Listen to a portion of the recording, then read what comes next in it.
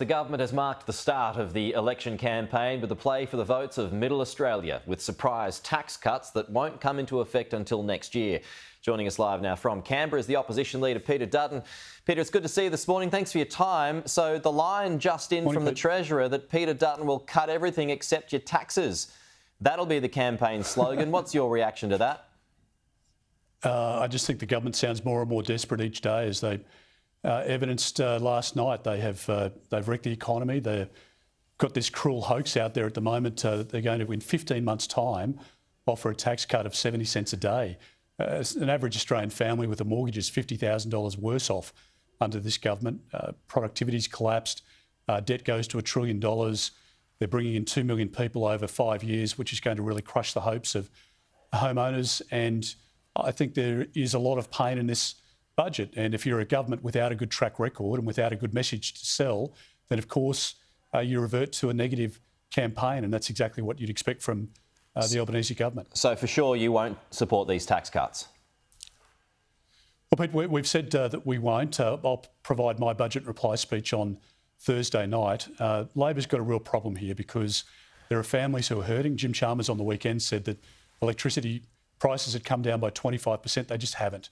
And that's not the experience of families. 29,000 small businesses have closed their doors, and the manufacturing businesses that have closed over the course of the last 2.5 years, it's a threefold increase. And we've lost those jobs. Those businesses have just gone offshore. The energy market is a disaster, and we need to make sure that we can have cost of living relief. And I think we need to make sure that we address the energy crisis that Labor's created. And also keep people safe. I think that's incredibly important. So will you offer more generous tax cuts tomorrow night?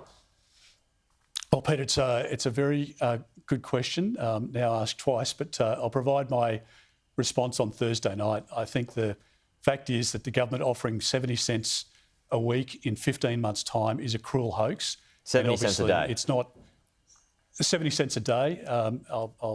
Either way, it's just a rounding error for families who, I think, as the Adelaide Advertiser point out, you can buy a McHappy meal. A mate of mine just texted me and said, you know, he paid $14, I think, for 2 cups of coffee yesterday. So look, let's be realistic. This is it's a hoax. It's about the next 5 weeks, not the next 5 years. Okay. And for 70 cents a day, it's not going to help families in Labor's cost of living crisis. But I mean, if you don't offer, the politics of this is that if you don't offer tax cuts or more generous tax cuts, then that's going to follow you around for the campaign, right? So you're being forced to here, even if you weren't. Well, Pete, we've made decisions that we believe are in our country's best interests, and that's been a hallmark of our period in opposition. We've got an energy policy, the renewables-only energy policy at the moment, which is putting up the price of groceries. That hasn't been addressed in this budget. The government's bringing in 2 million people over 5 years. That's putting upward pressure on housing. They've announced the same housing policies over 4 budgets now, and they've not built a single house. We've got this 70 cents a day promise on the Never Never, and it's just not a serious budget that could be believable. And the debt grows to $1 trillion on Jim Chalmers' watch. And I just really feel for those families who are looking at their household budgets and the bills piling up at the moment. And under this government, they're getting no support. In fact, they're working harder, but they're going backwards. On that question of debt, will you commit to returning to surplus sooner than 2035?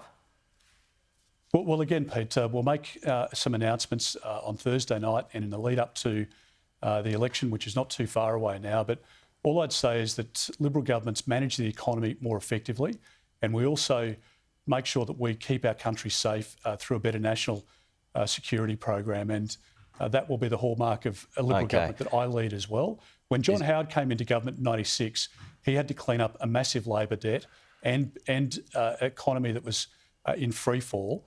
That is what is happening again now, and we will clean up Labor's mess, and we will make sure that we get our country back on track, and we'll help families, not hurt them.